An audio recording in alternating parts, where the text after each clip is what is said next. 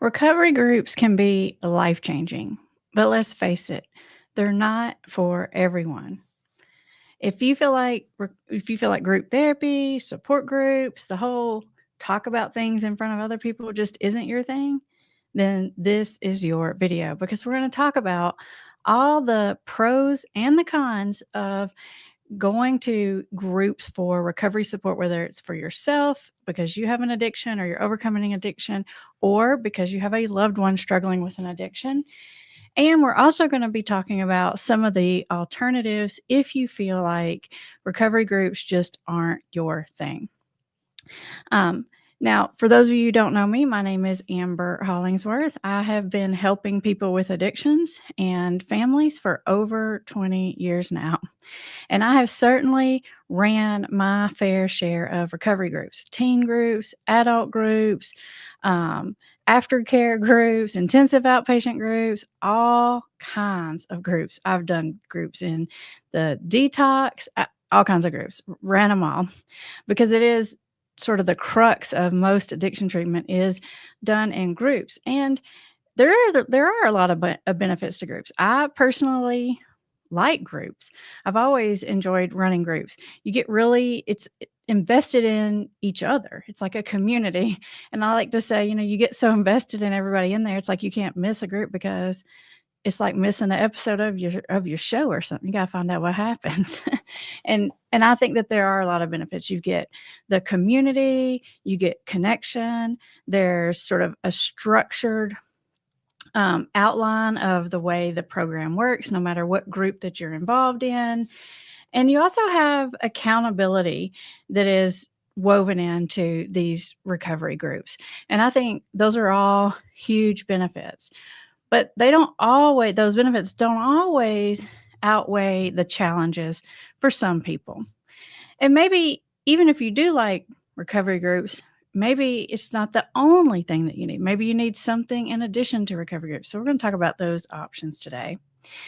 Some of the reasons why recovery groups just aren't always the best fit for everybody, there are several actually. Let's start with the whole privacy thing. Some people tend to be either more introverted and shy, and it's just really hard for them to speak up in groups, or they have just a little social anxiety. So in groups, there's this weird dynamic where you don't know, it's like, should I talk now? Should I jump in? And then you feel super awkward and embarrassed when you jump in at the same time someone else jumps in. It's just a little awkwardness, Or you may have privacy concerns because maybe you're a professional in your community, or maybe you just got some stuff in your past that's difficult to talk about that you might not want to talk about in front of a whole group of people. Those privacy concerns are legitimate. And I know a lot of times for people who are new to the whole recovery game, there may be other people in your life who are pushing you to do it and telling you, no matter what you say to them, no matter what your objections are, they're like, well, you can't put that in front of your recovery. And they just sort of shoot down all of your objections. And they see your objections as a lack of willingness, or sometimes they see it as a lack of humility, or they see it as you don't really mean it, you're not really trying. Because that's the other thing that happens in recovery groups is that people become so united and on the same page. It's kind of like a good thing that everybody's so united on the same page. But what happens that can be a downfall of this is like people lose their flexibility. So no matter what the structure of the group is, whether it's a 12-step group or a Celebrate Recovery group or an intensive outpatient group, whatever, it has a structure to it. And the thing about recovery is there's like all these different ideas about what you have to do to get into recovery and what being in recovery means. And it's like religion to people. People get serious about it. And when someone comes into a group like that and they start either talking about something that doesn't fit exactly in the model of the group, or they have some objections or some questions that don't align perfectly with the group values, they can get some resistance. And sometimes it's more than a little resistance. Sometimes people can be I don't know what word to use, kinda nasty, cold shoulder, maybe is the word, and sometimes even just more direct than that. Like, for example, you hear this all the time, people that go to AA meetings and maybe they have another addiction and they talk about another addiction in their AA meeting. It doesn't happen in all of them, but sometimes when people do that, you'll hear someone will speak up, especially if it's like an old timer in AA, and they'll say, "That's an outside issue. We don't deal with that here."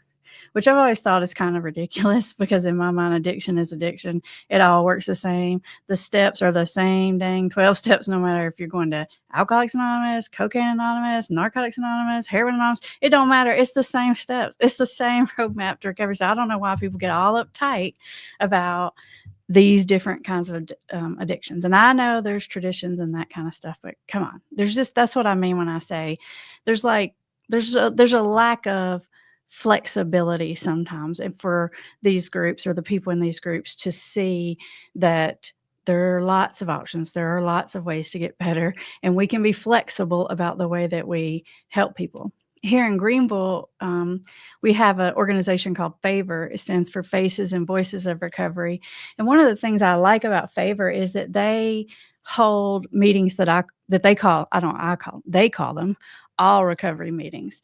And I really like that because it's a lot less intimidating for people that are new to the whole recovery group thing. And you don't have to worry about does my addiction count? If you have an addiction, it counts. You could talk about any and all kinds of addictions in there. So it's a lot more, I like to call it like non-denominational recovery in there. So you can kind of come. There is a religion in there. There's a recovery kind of faith in there, but it's all types accepted. And I think that can be a lot less intimidating, especially for a starting point for people.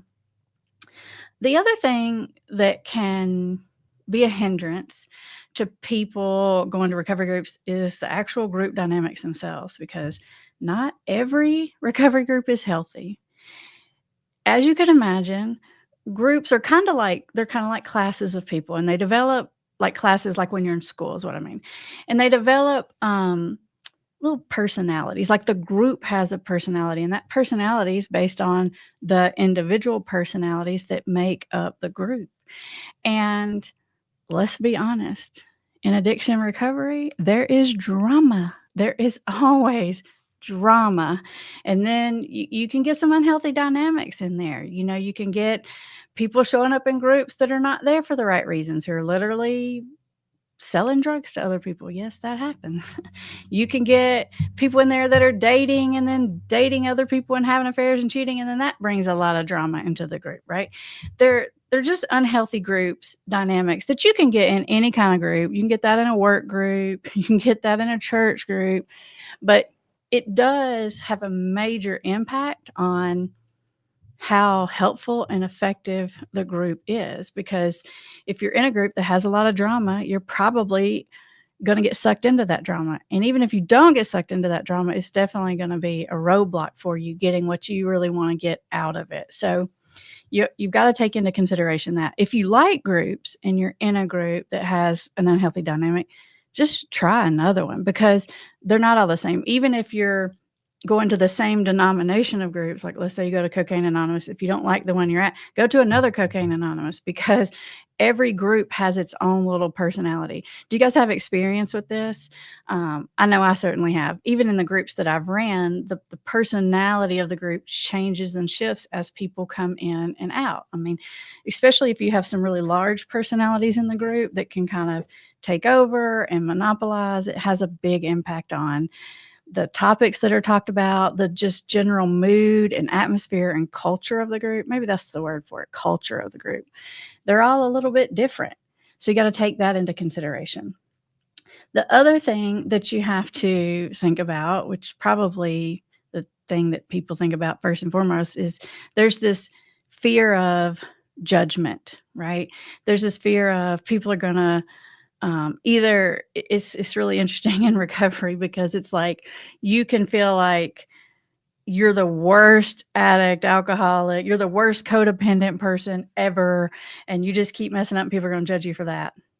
Or on the other end of that spectrum, you can feel like, and this is a thing This happens a lot, actually. This happens a lot more than the being judged for being the worst one, is being judged for, "Oh, you're not really an addict. You're not really an alcoholic because you never did this or that." And it's almost like this, like, pride of how terrible one person's addiction is over another. Like, you can feel judged that you're not bad enough to belong. Isn't that ridiculous? That's the dumbest thing.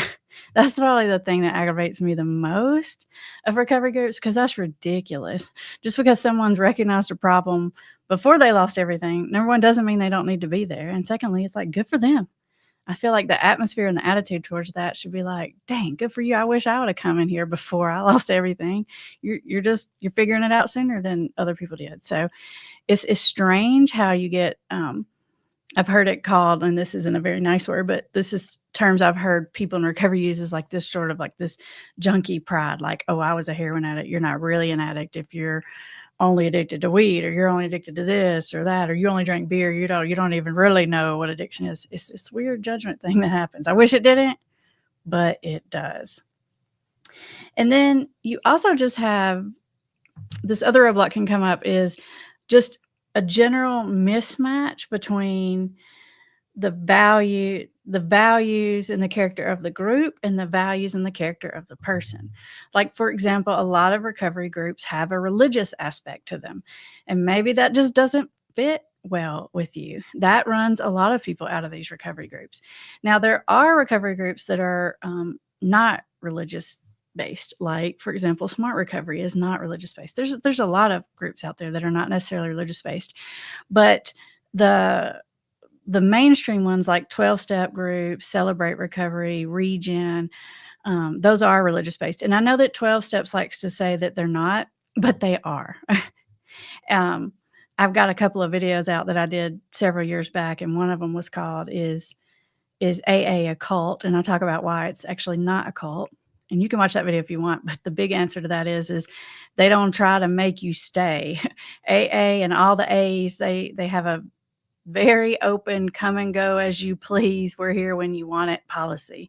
And cults do not let you come and go as you please, right?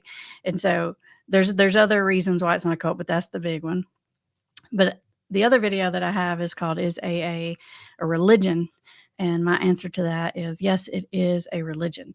Now, it may not be tied to a specific religion. Like I said, you can be religious and have whatever denomination you have. And yes, you can go in and be agnostic, but you could go to any church and be agnostic too, right?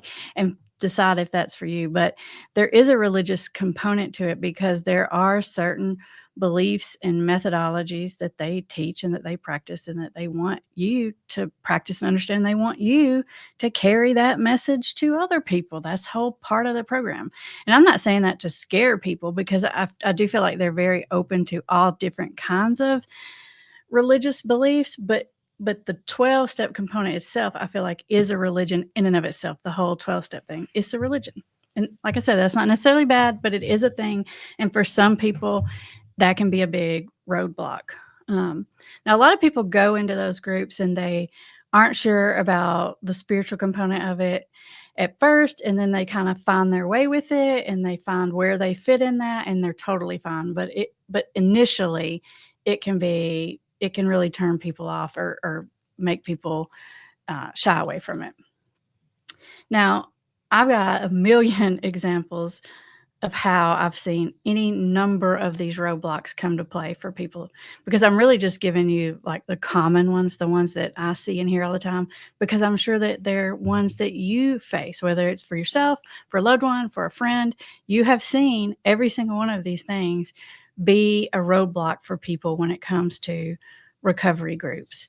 And when you run across these roadblocks, I don't want you to just sort of poo-poo it right out the gate by accusing someone. And maybe you don't say it out loud, but I don't even want you to really be thinking necessarily that it's a sign that someone doesn't mean it, or that they're not willing. I mean, sometimes it is. Like, sometimes people just throw up any excuse just because they don't want to do it, and they're just not ready for recovery. But it's not always the case. Like, sometimes these objections and these roadblocks are legitimate, and you can help people get around them either by finding the right group or by finding an alternative to group. Because yes, there are alternatives to recovery groups. Yes, you can be in recovery and not go to any type of group. I said it. It's true. It happens. I know that might be a hard one for people, but that is a thing. The people that see me get sober in every which way that you could imagine. Now, I do think that it's really important, if you're not going to go to a recovery group, to figure out how to get the community and the connection in your life somehow, because I do feel like that is an integral part of recovery.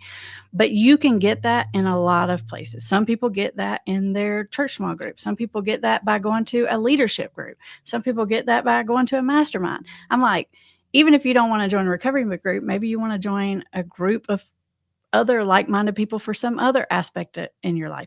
And as long as it's a group that is pushing you to be your best self and to sort of challenge you to be better and overcome things, then I'm going to call it for recovery. That's my rules. That's not the rules other people have. But in my book, in the Amber book, I count it. If it's helping you be a better person and you're getting that group camaraderie and support or whatever, and it's a good influence on you, I'm counting it. That's the way I feel about it. You guys can argue with me if you want to. I know plenty of people would.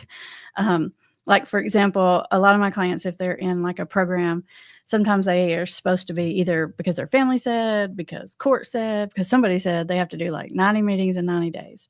And they'll be talking to me about it. We'll be in session. And they'll be like, I missed my meeting for today. I got to get to it. And I'm like, but you're sitting here with me. You're talking to me for a full hour. Don't think that counts. And they'll be like, no, it doesn't count as a meeting. I'm like, are you kidding me?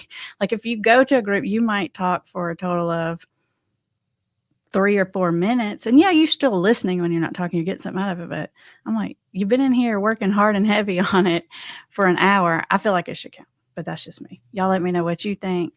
We can debate it. Let's just be nice about how we debate it with each other.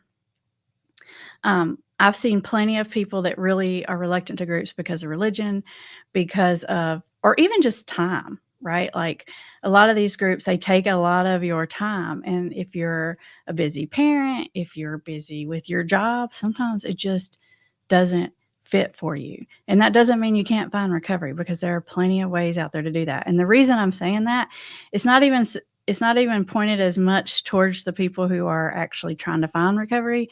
I'm really saying that to you family members out there, because a lot of times family members, you guys are the ones that think, oh no, group is the only way, 12-step is the only way, IOP is the only way, or whatever, because it's all you've ever heard. It's when you talk to other people about it, it's what you know that has helped other people in the past. So you make all these requirements that your loved one attend so many meetings a week, and they have a sponsor, and they do all these things. And I really encourage you to stay away from making that big old checklist, because you might have heard me say this before, but you might can force compliance.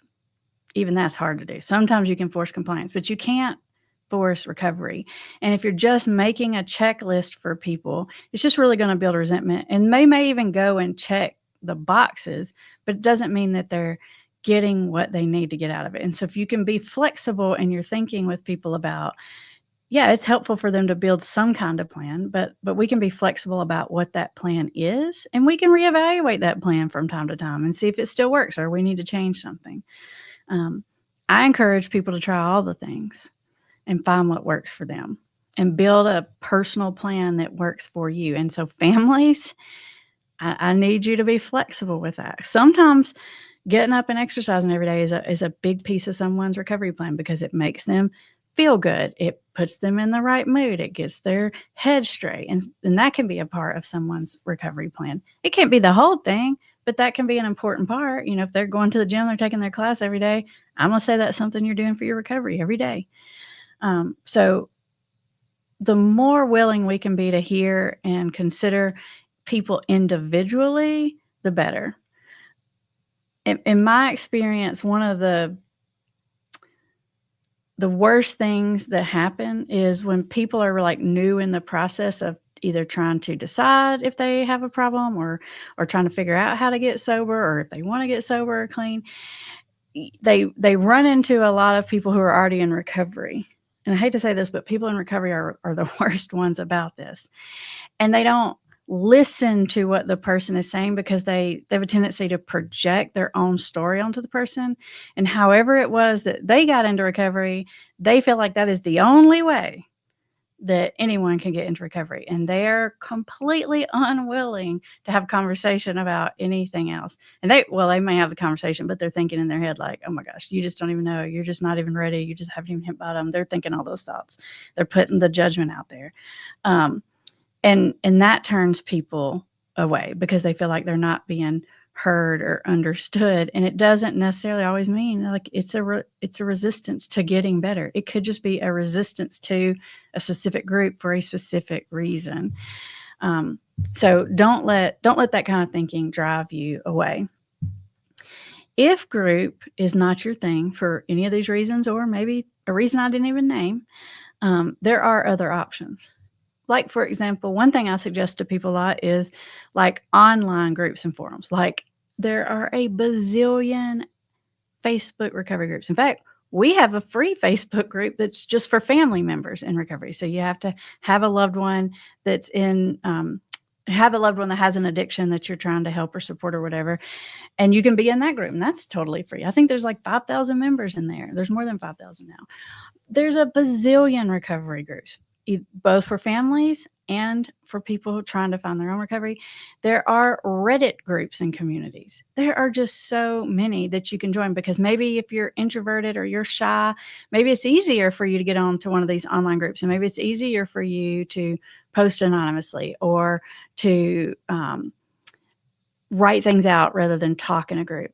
And I think that can be a super great way to do it. There's a lot of like online educational groups. There are a lot of online book study groups. And for some people that can be a lot less intimidating, and it can just be a lot more flexible with your schedule.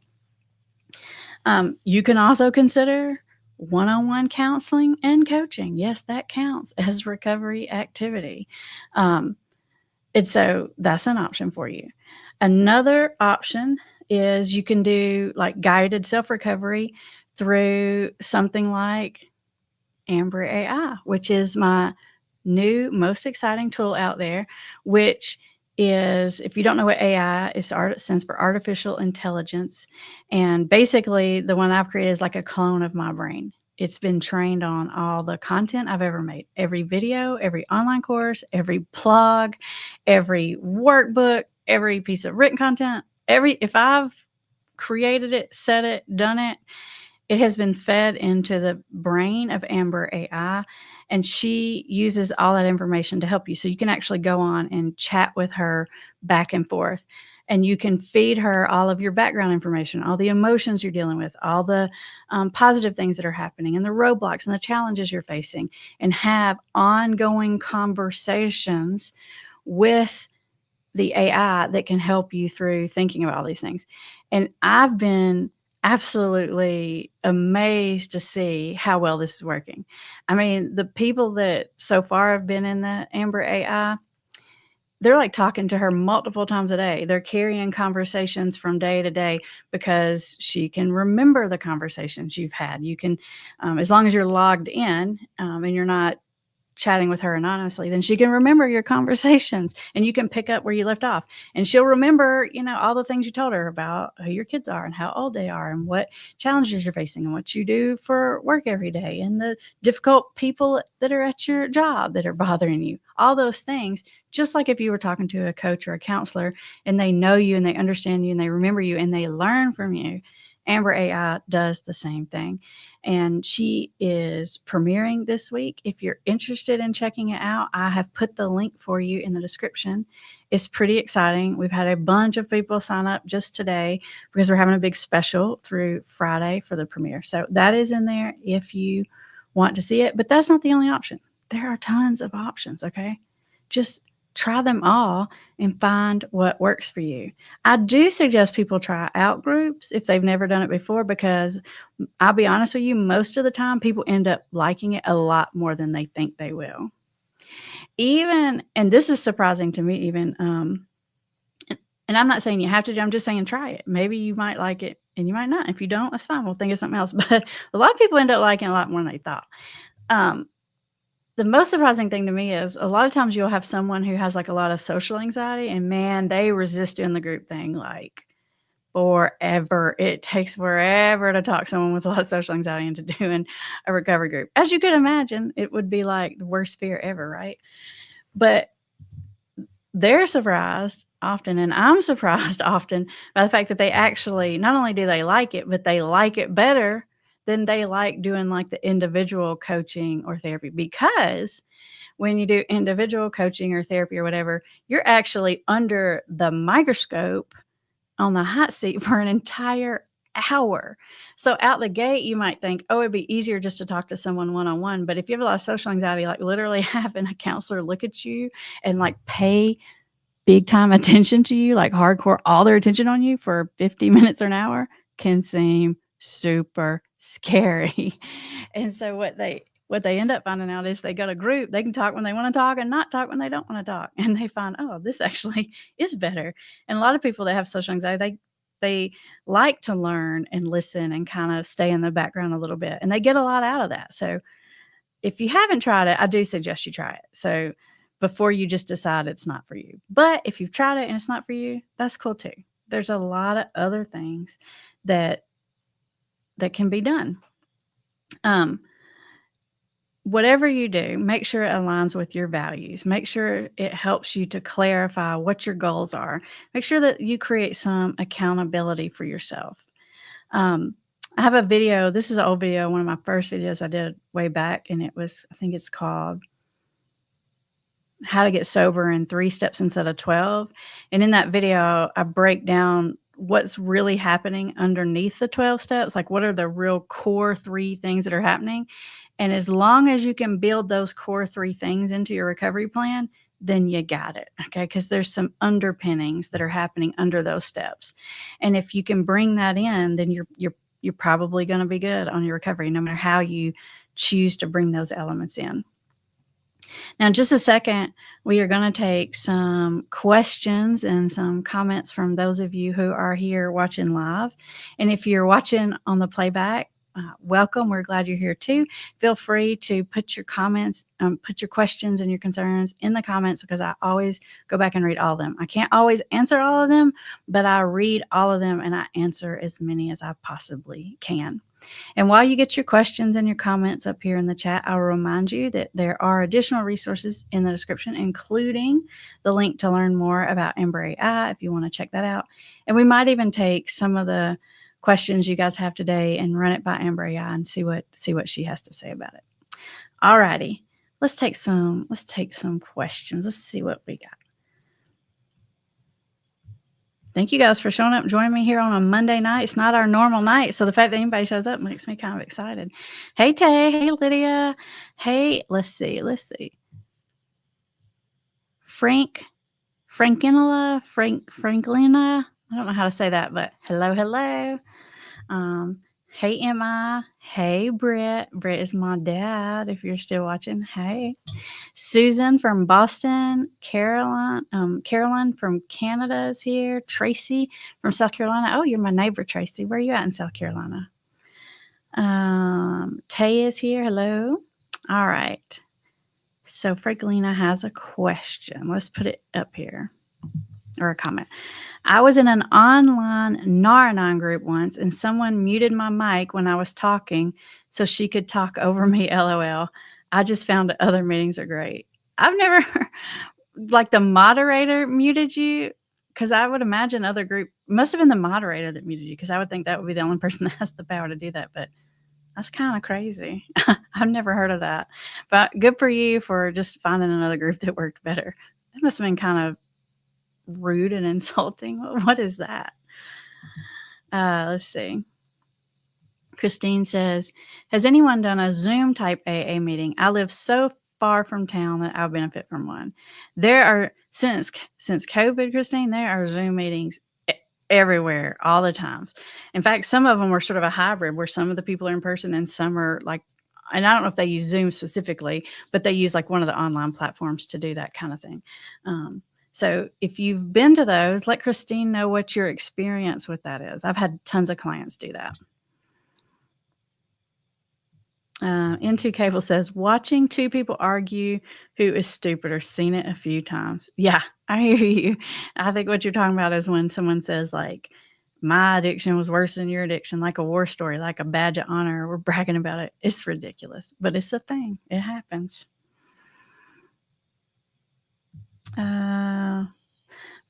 Franklina says, personally, I've only ever been to a group online. It's good. Never been to an in-person one. I will say that there is a different feel for in-person versus online. So if you haven't ever been to an in-person one and you like group, if you can get to an in-person one, I would say try that too.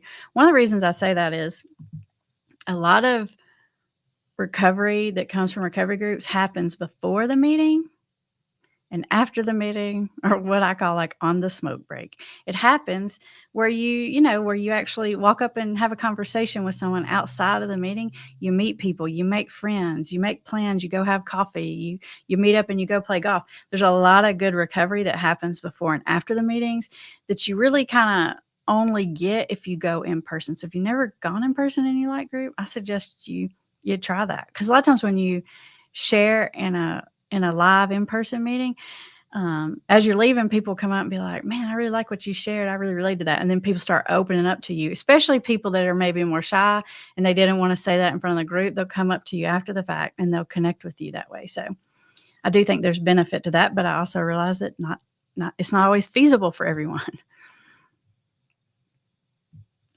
Let's see. Kaylin says, my husband calls some of the old timers who are controlling big book thumpers. That's exactly what they are. They're big book thumpers. And they love to say, oh, it's an outside issue. It's silly, but they do.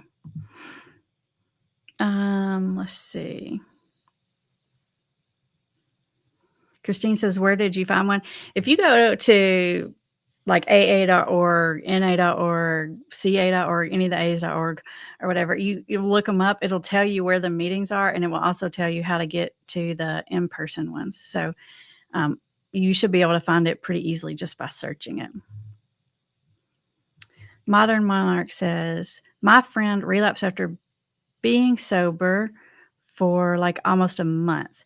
He says he's ready for rehab. I keep telling him, you already said you'd go to rehab. Hold on, let me read that again, Modern. My friend relapsed after being sober for like a month. He says he's ready to go to rehab. I keep telling him, you already said you would go to rehab. I think what you're saying here is that your friend keeps saying, I'm ready to go to rehab, but then not taking action on it. Sometimes people that are in those stages, they just have so much unmanageability in their life and they have some ambivalence. It's really hard for them to put the actual logistical, practical steps in place. So it can be helpful if you have a friend or a family member or somebody that just helps you even just make some of the phone calls or do a little research. Because if you're that far into addiction, sometimes it's just hard to pull yourself together long enough to make the calls. I have certainly in session a bunch of times, many, many times, made the call with the person in the session because it's like they're saying is I want to go. And I know if I let them leave, they're not going to be able to call their insurance company and get the benefits and then find the places. Like sometimes they need a little help, like putting some of the logistical things in place. So sometimes they're just saying it to stall time and sometimes they mean it, but they can't get their act together enough to actually like get the assessment and pack all their things and find the place and just make it happen. So I don't know if that's what's going on in your friend's case, but it can definitely be. Crystal says, my loved one in denial used to say recently, it's my coffee. I work in a nice guy. I don't see any issues. The other night he was talking about him needing coffee. I said, I wish you could break from it. I'm confused, Crystal. Let me see the rest of this. He replied, I'm an addict. It's not easy. I was shocked, but I told him I never heard him admit to that. And I'm sure that's not something he wanted to be. He agreed it wasn't. And then quickly changed the subject. Should I have pushed him more? Is this change talk? He has never did anything for recovery. Okay, I think I see what you're saying, Crystal.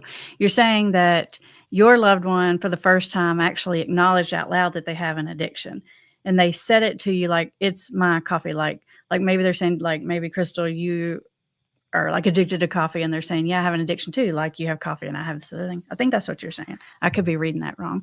Should you have pushed it more? I think that you responded pretty well. You didn't push. A lot of times when someone first says it, it's like you've been waiting for them to say it so long that you just like jump, like you just go too hard and too fast. And I'm like, you got to play it cool. You got to play it real cool. And it sounds like you did play it really cool. And the fact that he said that, or I'm saying he, but I don't know if it was a he. The fact that your person said that and then shied away from the conversation and didn't want to continue and you didn't make them continue is actually making you a much more trustworthy person, especially if it's the first time. You got to let people have control over that gas pedal. That's what I do in session. If someone brings it up, I'll talk to them a little bit. And then if they start steering away from the conversation, I'll let them steer away. And the more you do that, the safer they'll feel and the more open they'll be with you the next conversation and the longer they'll talk about it. If they feel like if they crack that door open, you kick it the rest of the way down and you force it down to some conversations they don't want to go down, they'll never bring it up again. So you got to play it cool. You got to play it safe. And it sounds like you did. So nice work, Crystal. Let's see. Kaylin says, have you seen many people successful with AA? I've seen thousands and thousands of people successful with AA. Yes, I certainly have. A lot of people resist AA in the beginning, and a lot of people end up in AA in the end, even if their substance or addiction was something else. And I think that's because it's the largest, most easy to find because it's been around the longest. So there's just a lot of recovery there. So yeah, I've seen tons of people be successful. I'm a fan. I'm just not saying it's the only way, but it's a good way. Jane says, sometimes a square peg doesn't fit in a round hole. Amen to that, Jane. You're so right. Margaret says, I've been to many different local family support groups. Yep, some did not fit for me. On top of the community it gave me, I found out about better recovery houses, treatment centers, lawyers. I think there might be more to that, but I hear what you're saying is saying not only was it helpful support community, but you got a lot of like resources and information out of it. That's so true. A lot of times when people are saying, do you know of a good treatment center in this town or city that I've never even heard of? I'm like, jump into the Facebook group and put it in there because somebody in that group is going to know something about your community and you can gather really helpful, important information and resources from that. So smart thinking, Margaret. Tay says, shout out to R Stop Drinking. And R stands, it's like the little R for Reddit. So that's a Stop Drinking Reddit group. There are tons of Reddit groups for every different thing imaginable. Lydia says, my son has been seeing an addiction counselor for years with almost no change in his addiction lifestyle. Is that a sign that they are not a good match? No, I would say if your son has been going and actually shows up, that they're probably a good match. But it could be a sign that your son isn't either telling the whole story or that your son is maybe not being completely truthful, or that your son is going and they're being truthful, but they're just not ready to make a change yet. So I don't know that it means it's not a good match, but it might mean that there's some information missing. In my experience, from all the people that come see me, they never tell me the whole story. Never. It's just part of it. And part of that's not even because they're just lying outright. It's just because we have our own narratives and our own version of the whole story. And sometimes we just can't even see the other parts. Sometimes because we're in denial. Sometimes because we just can't see things from another perspective. There's a lot of reasons for that. So I don't know. Ask your son what he thinks. Ask your son if he thinks it's a good match.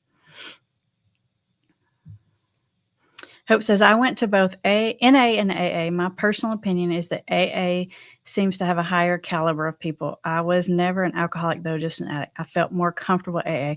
Yeah, that's what I was saying, Hope, is that a lot of people end up in AA no matter what the addiction is. And they sometimes, when that happens, you have to be careful. And instead of using whatever your addiction name was, just say alcohol. It's all the same. It doesn't matter. It's semantics. So if you like AA and you want to go, but your addiction was gambling, whatever. Just, it's just a word. It's just a label. the rest of it is the same. So sometimes people do that because they find more long-term recovery there. Let's see here. Hope says there's also Celebrate Recovery, which separates the men from the women. That was easier for me because of all the trauma I went through with men in recovery. I actually am a big fan of separating men and women group because of the reason I Hope's saying, because sometimes people have trauma, but also just because it takes a lot of those like dynamics down, right? And women will just open up and be themselves more if there's not men in the group. And same thing for men. Same on both sides, because you don't have to worry about that impressing somebody. You could just be you and focus on your recovery, and you don't have all those other little dynamics in play and trauma and just other difficult things. So I'm a big fan of separate groups when that's possible. Jane says, thoughts on someone volunteering and coming through the back door for support, helping others, maybe recovery. Hey, I'm a fan, Jane. If it's what you're talking about is finding purpose. And that's one of those. Remember I said I have a video where there's 3 underpinning pieces to the 12 steps? That's one of them. So finding some kind of higher purpose or something that makes you feel good about who you are and brings you value as a person and brings value to someone else other than you, it counts in my book. So yes, I'm for it.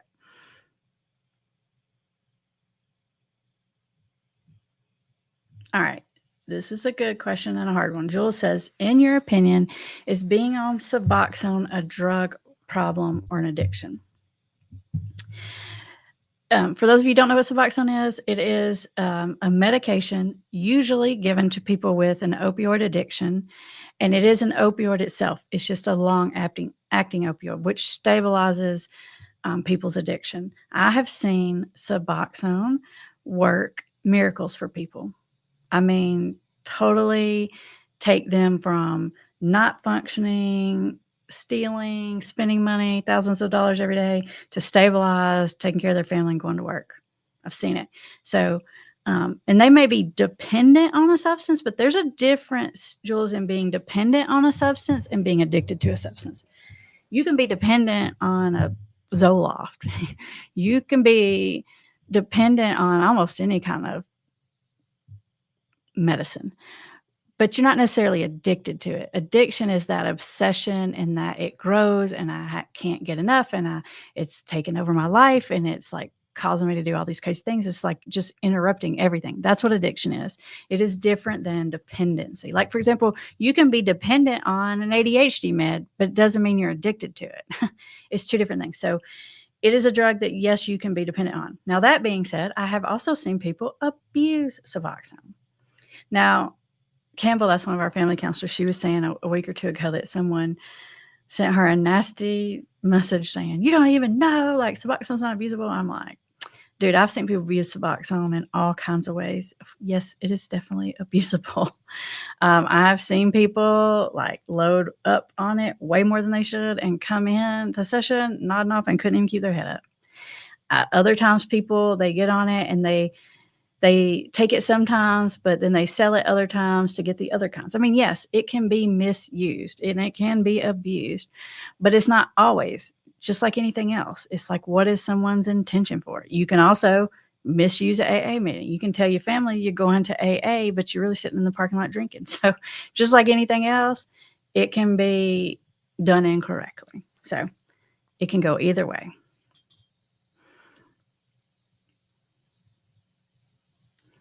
Let's see here. Beth says, my daughter is struggling after 7 years of alcoholism. We just got custody of her children, trying to keep her sober. We need good boundaries and are not sure where to start. So, Beth, you got a lot on your hands here because it looks like you're trying to support your daughter, and the fact that you're saying keep her sober makes me think that maybe is sober, or at least trying to get sober, but you're also trying to take care of her children. And I think these are the hardest situations, is when your loved one who's addicted also has children, because it puts you at a conflict, especially when it comes to issues like enabling and helping. And it's like, if I don't help them, then am I punishing the children, that kind of thing. My advice to you, Beth, would be if it comes down to having to choose, you take care of the children first. Especially, there's no question about it when it comes to safety, but if you've got to decide whose interest to keep, you got to look out for children because they can't look out for themselves. And if you don't, who will? So that can be hard sometimes, but if you're having to make hard decisions and you don't know where to stand on it, lean towards the children. Even if that's helping the person even more than you want to help them, or if that's like detaching from that person and helping the kid, whatever it is, lean towards the kids because they don't have anybody else looking out for them. So I appreciate what you're doing for your grandchildren. I know it's not easy. Hey, Kaylin, thank you for showing up on Monday too. Hey, Supreme Dear Leader, thank you for the compliment. Kaylin says, my husband does 3 Zoom meetings a day. He's very successful with this. 3 a day? That's impressive. That's some serious, like, I mean it, business. Wow. Very good. And then it goes to open talks on a speaker on Sundays. For those of you who don't know, there are certain meetings called speaker meetings, and those are meetings you show up to, and it's not as much everyone in the group shares, but like someone shares their story. And so you go and you listen. I love speaker meetings, and for people that are new to groups, I say go to a speaker meeting because there's no pressure to talk. And then you get to like hear someone else's story. So I love speaker meetings.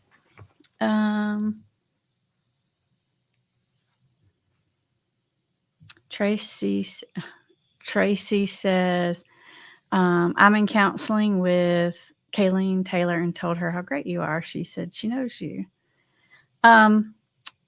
Is that Colleen from where I'm from? Because I know a Colleen. It's spelled her name. I thought her name was spelled a little bit different, but I do know one that's locally here that we used to work together. So I don't know if that's who you're talking about or not, because the name is spelled a little bit different, but it might be.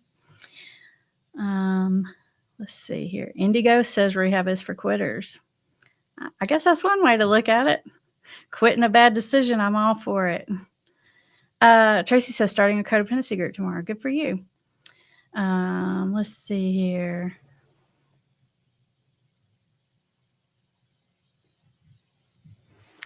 John says, is Amber AI set up for loved ones and family members also? Yes. Amber AI is set up just like regular Amber. She can work either side. She is trained on everything that I've created. She's trained on the invisible intervention. She's trained on dealing with denial. So she can support you and advocate for you either which way. Thank you for asking that. That's a great question. Reader Baby 71 says Women for Sobriety and Recovery Dharma are so great groups. Recovery Dharma, I don't know Women in Sobriety, but I do know Dharma Recovery, and those are meetings that are based on like Buddhist principles. And I have a lot of professionals who love the Dharma Recovery meetings, so big fan.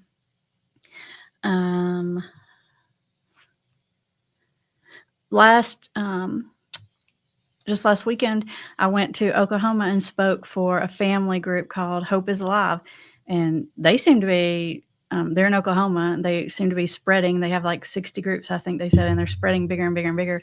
But I really like their stuff. So there's all kinds of stuff out there.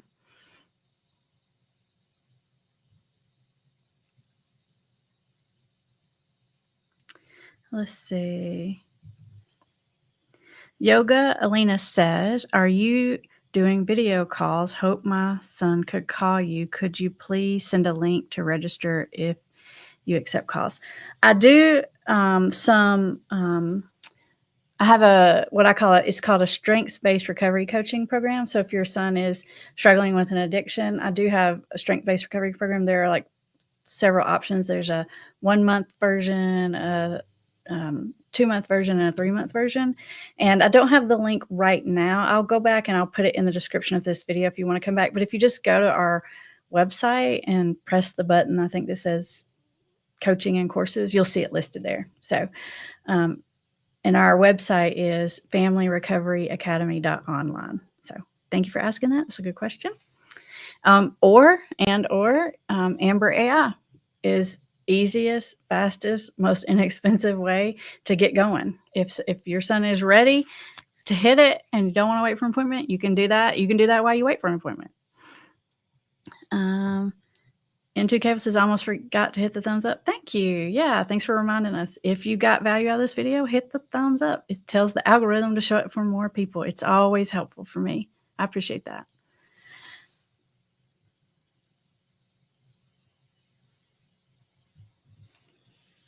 Robin says, I need help. My son is drinking and sleeping every day. Robin, you are in the right place. That is what we do here. There is every kind of playlist on this channel. If you're dealing with just alcohol, there's playlists.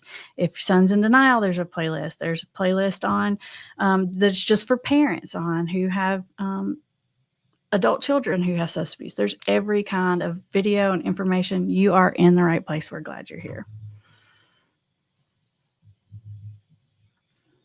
John says, can a participant who is signed up for Amber AI ask for specific help if he or she is craving or about to use drugs? Yes, absolutely. That's what she's there for. The difference in Amber AI, like, you can go on YouTube, you can see any of my videos, you can understand all of my philosophies and my strategies. But the difference with Amber AI, it is a conversation that you have back and forth. You can say, this is what's going on. This is the thing that triggered me. I've really had a craving. Here's all the dynamics. Here's the backstory. Here's the people in my life, all the nitty gritty of it. And you're going to get so much more of a tailored response. And you can, like I said, you can keep going back and forth just like you would have a conversation with a real person. If you've ever done any kind of like ChatGPT or anything, it works similarly to that. Like, you really would have a hard time not knowing that it wasn't me talking to you, because it takes into the emotions, all the things. So yes, that's exactly what she does. Let's see here. Cookie says, my brother recently relapsed and called me on Sunday saying he was done, that he's quitting, but after Saturday night, but still hasn't gone to get help or stop. Should I encourage recovery? Yes, and you bring up a good thing here, Cookie Monster. I like your little profile name and your profile picture. A lot of times when people, I call it a moment of clarity, like something happens and they hit the wall and they are like, I'm done with this. And they make those statements, but they don't put any plans in action. And we talked about this on last night's live video, if you want to go back and look at it. But it's one of the things that's when someone says that, it's so helpful, because I call this like a little flame. It's like a little spark, and you have to nurture, or, you have to give oxygen to that flame to make it grow. So it doesn't mean that the person doesn't mean it, but it doesn't last super long if there's not some steps taken to put in place. That's one of the things I like about Amber AI, because she's like right there ready when you're ready. No one to wait for an appointment, none of that. But there are a lot of things to do. Like, for example, there's some really good videos on this channel about relapse that you could send to your brother. Now, normally, I know what you're thinking, those of you who watch me all the time. Amber says, don't send my videos to people in your life. But I always say, don't do it as a weapon. If your loved one has said, hey, I'm in a relapse and I want to stop, then I think that that's a bit more of an open gate, because this person has acknowledged it, said they want to do different, and then you're just sending it to be helpful. You can always just send a message, say, hey, I saw this really great video on what to do if you're in a relapse. Is it all right if I send it to you? And then just send it over. The only time I don't want you to share my videos is when you're sharing it and you're sort of, it's almost like a dig at someone. Like, I say something in a video, you think someone needs to know, so you send it over. That's a bad plan. I've talked about it a million times. Don't do that. But if someone's open to it, yeah, that might be a great thing to do. Lily says, will cognitive behavioral therapy work with alcoholism? I think cognitive behavioral therapy is really great to help you regulate your emotions and keep your sanity and keep your relationships healthy, which I think is very much a part of recovery. Some people say that, like 12 steps is a form of cognitive behavioral therapy because it's just thinking different. Most counselors have training in cognitive behavioral therapy. So a lot of times it's like, oh, you got to have cognitive behavioral therapy. It's sort of the basics, okay? So if you're seeing a counselor, you're probably getting some CBT in there. And I think it's helpful for lots and lots of things. So yeah, I'll say yes. CJ, you like my glasses? Oh, Connie. That's Connie. Thank you. You like the red ones? I like these too. These are like readers, and I have like glasses everywhere. Like there's like pairs in my kitchen, in my office, in my living room. They're everywhere because I set them down and I lose them. Anybody else like that? If you're like that, put little glasses emoji in the chat. I keep threatening that I'm gonna get one of them chains and wear around my neck. So I keep telling my office manager. She said, "Don't do it." I said, "I'm gonna have to. I'm gonna have to get the grandma chain because I need my glasses." Let's see. Jane says, any suggestions you would have other than talk therapy, like art or music or writing? Yeah, I think that, like I said, I think all of it is great. Now, when it comes to substance abuse, I love the idea of like art therapy and that kind of thing. But I don't know that that by itself would be enough. I do think that there are those 3 underlying principles that you need to get in recovery. So check out that video if you can find it, Jane. It's kind of old, but you can find it if you search it up. And that'll give you those principles. And I think that the art and the music, the writing is pretty helpful. The art and the music are great because it gives you a sense of creativity. It gives you a sense of purpose. It gives you a distraction. It gives you something else to focus on. It does a lot of things, but it won't by itself necessarily make an addiction go away. So I probably make that a complementary something to something else too. Let's see here. Oh, Connie says, I love the chain. I get stuck all the time. I know the problem is like when I'm cooking and stuff, I can't read the recipe or the like instructions without the glasses, but I can't walk around with them on. So it's like up, down, up, down. I know y'all feel me. That's what happens when you get old. I'm right there with you guys. Let's see. Lacey says, hey, Amber, if someone who has a drug problem goes MIA for 2 or 3 days, what does that mean? Why do they do this? You know what, Lacey? I think this is a really good question for Amber AI. What do you think? Can we ask Amber AI? Let's do it. Let me see if I can. I'm going to start a new conversation with her, and I'm going to put her on screen with us, and we are going to ask her that.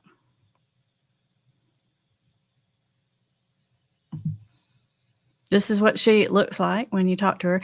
And you can actually talk to her through voice, like have a verbal conversation with her like you would someone on the phone. Or you can, just like, you can do voice to text, like in your text message, you can talk and it'll write it out, or you can just type it in. And I'm going to type it in here. We're going to see what she says. We're going to type that question in here. Let's put it in.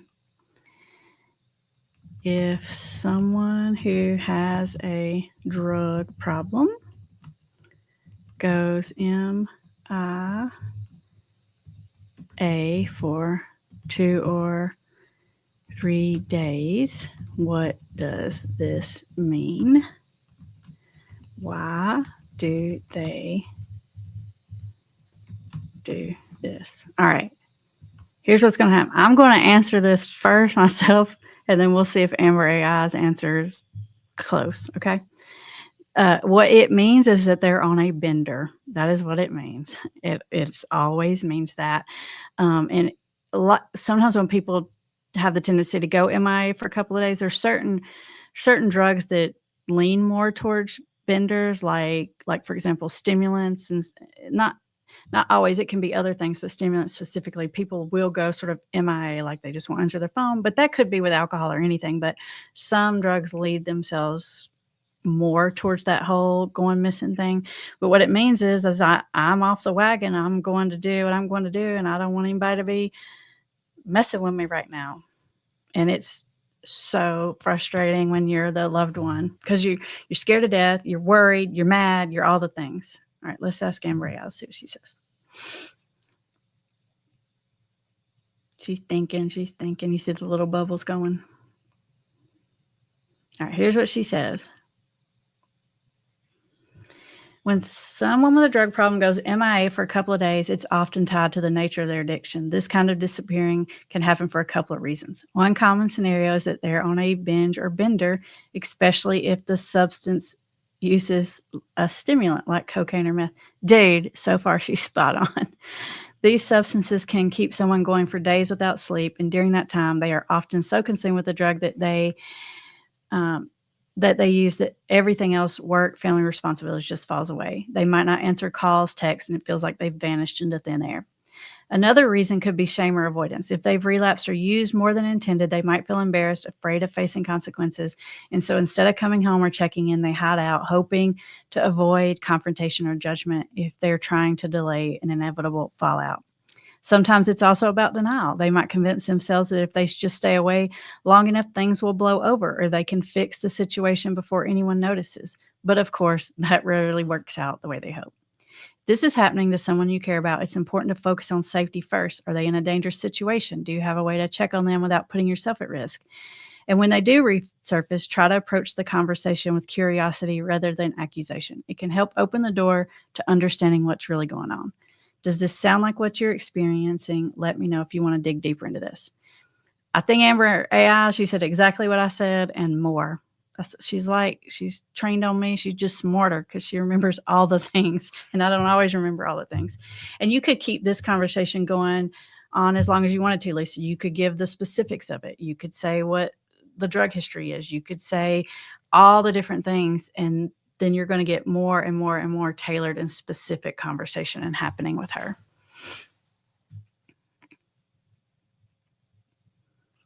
Let's see here. Jen says, I used to talk to my son every day. When he didn't call for 2 days, I knew something was up and he died. Oh, I'm so sorry, Jen. That's awful. I'm so sorry because I know that during those 2 days you must have been scared out of your mind because you're the mom and you know your son, and like you said, you talk to him every day, and that's just horrifying. I'm so sorry to hear that. Let's see. We'll take one more. Jules says, my son defends his Suboxone, but I have seen him nod off a few times. He says he doesn't get high from it. I'm not sure if his life struggles or drug or more a mental health issue. He's 41 years old. What I would say, Jules, is